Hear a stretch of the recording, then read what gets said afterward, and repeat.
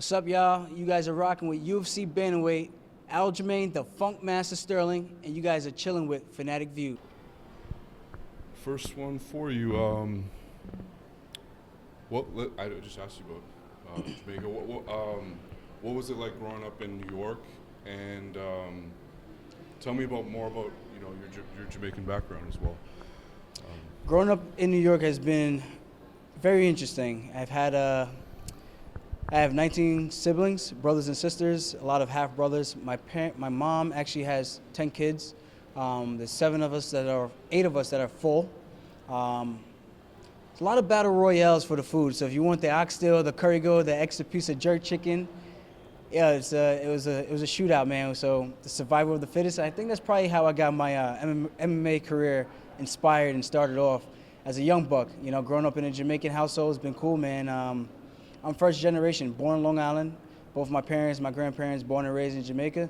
And now we're like all over the place. We got Toronto, we have Canada, yeah, that's Canada. We have Toronto, we have England. We're all over. And have you felt that love back home as well, like in Jamaica? Like, has your success kind of breathed life into the Jamaican fight community? I think I actually last year after my Barral fight, it was right before my birthday, July 31st, and then my cousin and I, one of my good friends, we all took a trip down to Jamaica and we did like a pro bono trip where just doing seminars, just giving back to the community. I know they don't have a lot of wrestling, they don't have a lot of jiu-jitsu, so for me to go back and share my knowledge, a lot of people actually did recognize who I was, they didn't know who I was, and it was cool to see and to be embraced like that. You got Randy Brown, Uriah Hall, also in the UFC, who are Jamaican guys. They were actually born and raised in Jamaica themselves. So it was pretty cool to see like the sport kind of evolve down there. It's still primarily stand-up and boxing and taekwondo, but I think once we add the factor in of the ground game, I think the sport's really going to take off. You've got a lot of phenomenal athletes, and I think you're starting to see that development with all the gyms. And what made you want to become a fighter? What were some of the motivations? What's more of your story? I also saw on your Instagram page a couple memes about being doubted. So I'm curious some of your motivations, some of why you got in this business. My motivation to become a fighter has always been competition. I love the one-on-one aspect of just competing with another individual. I started wrestling in 10th grade in high school. I fell in love with the sport. Basketball was my first love. You know, I had a doctor, this crazy doctor would tell me and my mom all the time, like, yeah, look at his knees, he's gonna be really tall. Oscar Slaughters, they thought I was gonna grow up to be like well over 6 feet tall. That never happened. But sure enough, I tried out for the basketball team, made the first day of tryouts, second day, not so lucky. My coach told me, he's like, you're never gonna be more than 5'5", come out for the wrestling team. Came out the first day, it was fun, I loved it. I haven't looked back since, and then I ended up going to school in college with a guy you might know of, John Jones, and it just so happened to be when he dropped out and I transferred colleges, he was training right down the road. He gave me the opportunity to come down when I reached out on MySpace. I'm dating myself a little bit, but I went down to the gym, man, and I haven't looked back since, and I had my first pro fight, my first amateur fight. I was like, man, this is what I meant to do. You know, this was the avenue after wrestling, because you don't really make money as a wrestler unless you win the Olympics or you make the Olympic team, but that's a lifestyle. You got to really try to make some big key changes and alterations to really get by with the money that you make from that. So, you know, there's not a lot of glory in this in the beginning stages, but, you know, you keep working, put your nose down, and, you know, good things happen to good people and those who work hard for it. So that's how I got started in this sport, and I'm not done yet, man. I'm still riding that gravy train all the way up to the top. Can't wait to put on a show for this next one. For sure. As well, you mentioned John Jones there. Do you still keep in touch with John? Is he kind of a mentor still to you? I don't really keep in touch too much with John Jones, but, you know, it's always cordial, and whenever we see each other, we're pretty friendly with each other, you know. He's got his life, he's got his kids, his family, everything he's got to take care of. You know, we're in two completely different camps. He's on the different side of the country. So I kind of do my thing. He does his thing. I keep it funky, and he keeps it bonesy. So I'm proud to see how far he's come in his career, and I'm glad he's given me the opportunity to even get started, man. I was a young buck. I didn't know I was going to ever do this. I went to college, got my degree, and then this opportunity presented itself, man, and it's been a blessing ever since. What victory are you most proud of in the UFC? I think the biggest victory in my career that I'm most proud of is definitely beating the former champ, Renan Barão, the guy that Dana White said was the biggest thing on earth. Nobody was going to ever beat this guy and dethrone him. And I was the second bantamweight to ever beat that guy. So, and the first one to actually take him down in the Octagon. So that's a big feather in my cap. I take that one all the way to the bank. But yeah, man, it was a privilege to step in there with a guy like that. I know a lot of people are going to say, like, after his loss to TJ, he kind of changed, and USADA, blah, blah, blah. Hey, don't discredit what I brought to the Octagon. I brought the funk, and I got busy, and I got my hand raised in spectacular fashion. Do you feel underrated? I don't know if I feel underrated. I think some people appreciate the skill set and my approach to the game. It's about longevity.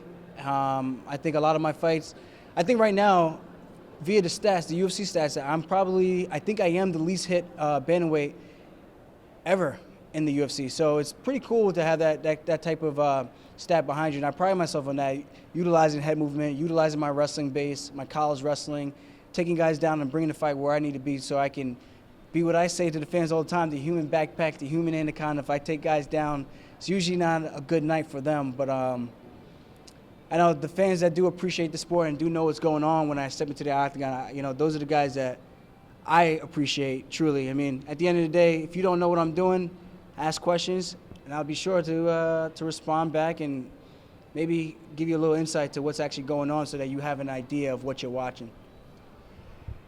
When it's all said and done, what do you want to most accomplish in your career in the UFC?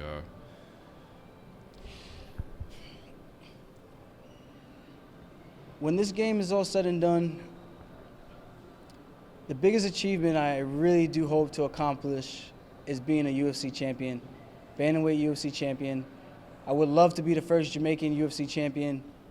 I think that would be huge, one for the sport. And like I said, talking about the pro bono seminars I've done, I'm looking and planning to go back and really help build a gym that could be the home staple of Jamaica, where guys can get not state-of-the-art training, but practical training that can really help elevate them to the next level, to really be the pioneer gym to get guys to where I'm at. So eventually we could keep growing those crop of fighters. But outside of that, man, become a UFC champ, bring that strap back home to Long Island. Like 50 Cent said, get the strap. That's what I'm trying to do. I'm trying to get the strap, baby. So I'm out here, I'm working, I'm grinding. And that's the main goal. This is going to be my 11th UFC fight, which is crazy. It's amazing. There's a lot of guys who go 0-2, 0-3, they get cut. 1-2, they get cut. I'm blessed to be here, And, I never take that for any type of, I don't take that for like any advantage of that. It is what it is. I keep things in perspective. Like, this doesn't happen to everybody. So I'm in a great place right now, and I hope I can make the next decade mark and maybe hit the 20 win club. That would be amazing. If I could hit the 20 win club, I think I'd be doing something right. I want to make sure I get out of this game all the good things and hard work that I put into it. I want to make sure it's just as good to me, and do right by my body, do right by my family, and make sure I get something out of this. Not to just say I was a UFC fighter. There's a lot of guys who say that, but I need the success to go behind with that. I like that. Was doing some research. Saw you playing some hoops, guarding Justin Bieber. Was curious who got the the advantage in that one-on-one matchup. I know it was 5-on-5, but I saw you guarding him. I saw you. So. So I was playing this celebrity basketball game. The Biebs was there. Justin Bieber and I, we locked eyes in the back room. I let him know it was going down, and we stepped on the court. He tried to look me in the eyes, and he was dribbling the ball, and he was looking at the hoop, and he started pointing at it. And I shook my head, and I said, no way. So then he tries to cross me over. He does the same crossover he was doing the entire game. He drives to the lane. It looks like he gets past me. It looks like he gets past me. But guess what he did? He passed the ball. Never pass the ball, especially if you're guarding me, you think you're going to pass me.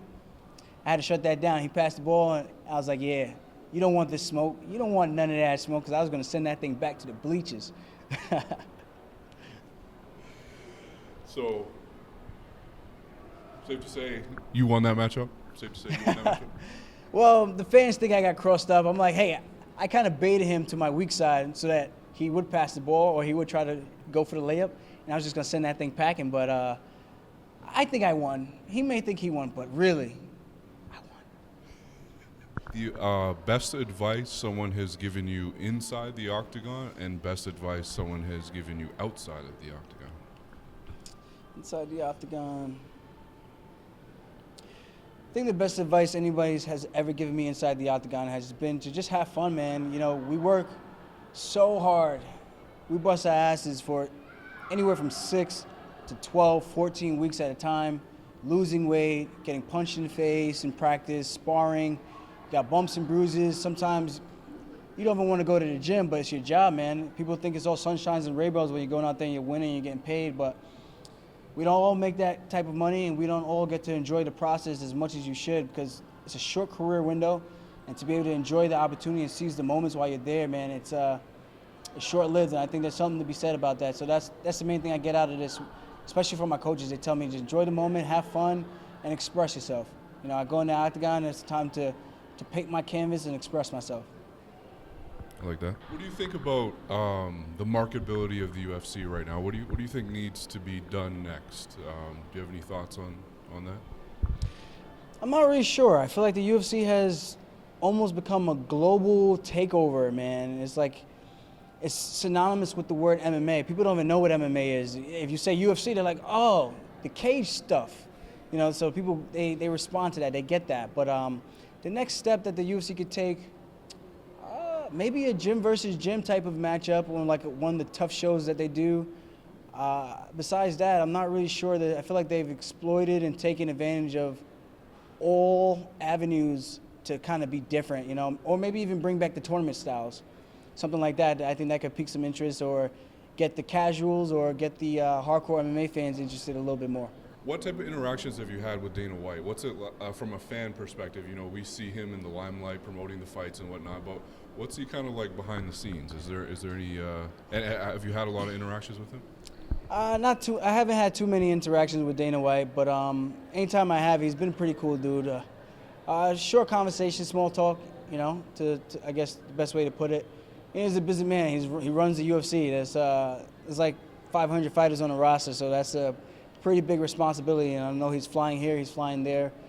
And I got my own stuff to worry about in terms of fighting, living life, and enjoying the moments of everything. I like to enjoy the fruits of my labor. So it would be nice to one day have a sit down. I know my contract is almost up.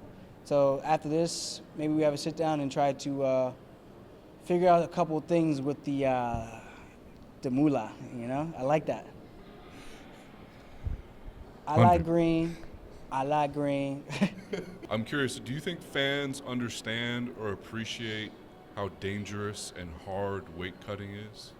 And as well, what can you tell them about that process? Because you just mentioned it as well. To be honest, I don't know if fans really do understand what goes on with the weight cutting. I think people see the weight class and they're just kind of like, well, you chose to make that weight. Well, you chose to do this. Well, I didn't really choose to lose 30 pounds. So let me put this in perspective. Before I started this camp, my last fight, after the fight, 1 week later, I was 168.5 pounds. No kidding. I walk around 165 if I'm not training. So you take that into consideration. I got to start my camp and start to slowly dial it down with the food and the calorie intake and pick up my workouts in order to get to a comfortable 160. Then from there, I got to make another adjustment to 155 and start waking up around 155 to 157. And then you make another adjustment. So slowly but surely, I get down, and it's not easy. Monday, I weighed out at 145, and I was 4.4% body fat. 4.37, I just rounded up because that's what the machine does. 4.4% body fat. And you got to think, I don't have much else to lose. I lose a lot of muscle, and people say, well, just go up the next weight class. Well, it's not that. It's a frame issue. So if I'm fighting a guy who's 6 feet tall, I'm 5'7". It's not that I don't want to go up. I want to go up, but it's a lot tougher to do that. I know there's some guys who are exceptions to the rule who go up and they have great success, but I'm like, I'm fighting. Who am I going to fight? Is it Beat or Brandon Davis or Max Holloway? Those guys who are standing at 6 feet tall, 6'1". It's just a huge disadvantage, you know. So I got to do what I got to do while the rules are the way they are. So hopefully they make that shift somehow to make it safer, so that I can go up a weight class. Going up 10 pounds would be like heaven on earth. So trust me, I don't want to do this to my body, but it's what I got to do, the sacrifices we got to make so that we can get to a weight class where we can compete with guys who are actually our size. People are going to say I'm massive, but I just have long limbs. I'm the same height as just about all these other guys in this weight class division. So I think that's the best way to probably put this in better perspective for fans to kind of understand.